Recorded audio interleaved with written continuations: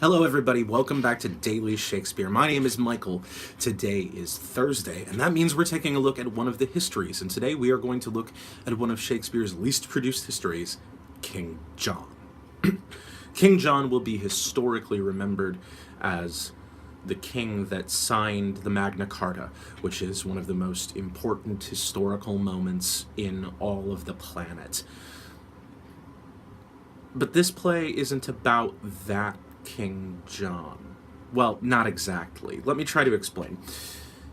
The King John that's presented here is a noble monarch attempting to maintain the rule of his lands, not the sort of bad guy that history has later shown him to be. Shakespeare speaks very well of him and very ill of those who try to conspire against him. This is taken from a time in his life when there was an English plot against him, conspiring with the French to overthrow him.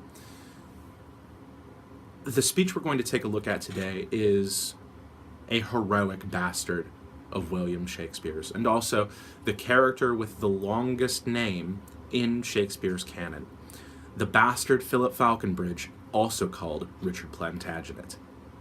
That is a mouthful. In this,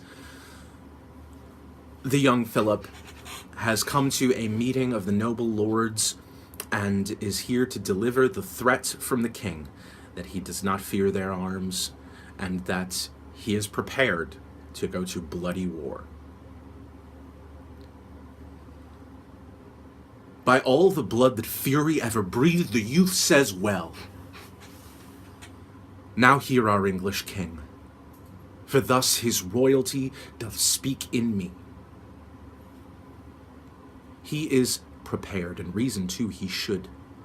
This apish and unmannerly approach, this harness mask and unadvised revel, this unhaired sauciness and boyish troops, the king doth smile at, and is well prepared to whip this dwarfish war, these pygmy arms, from out the circle of his territories.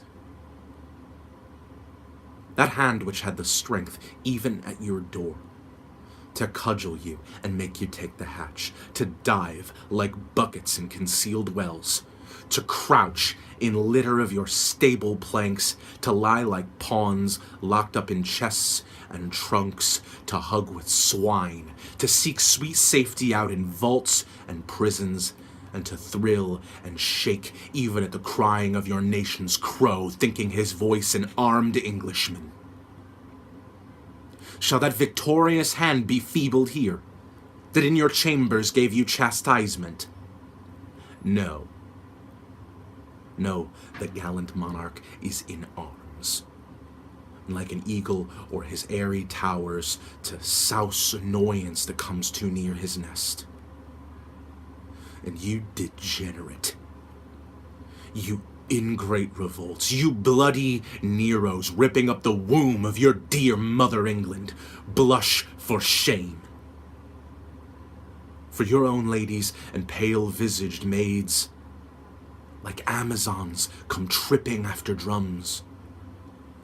Their thimbles into armed gauntlets change, their needles into lances, their gentle hearts to fierce and bloody inclination.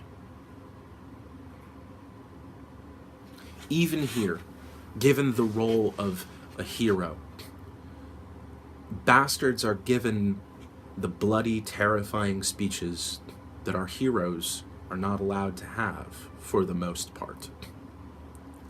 I think that it's very interesting that through his good deeds, Philip is able to be legitimized, to be called Richard Plantagenet.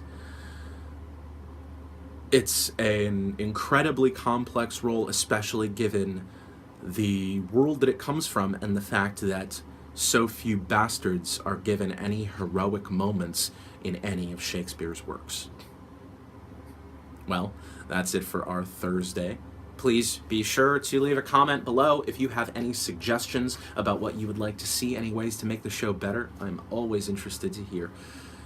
Please click the subscribe button. That way there will be a new Daily Shakespeare video in your YouTube feed every single day, as there is a new Shakespeare video put out every single day. Until tomorrow, cheers.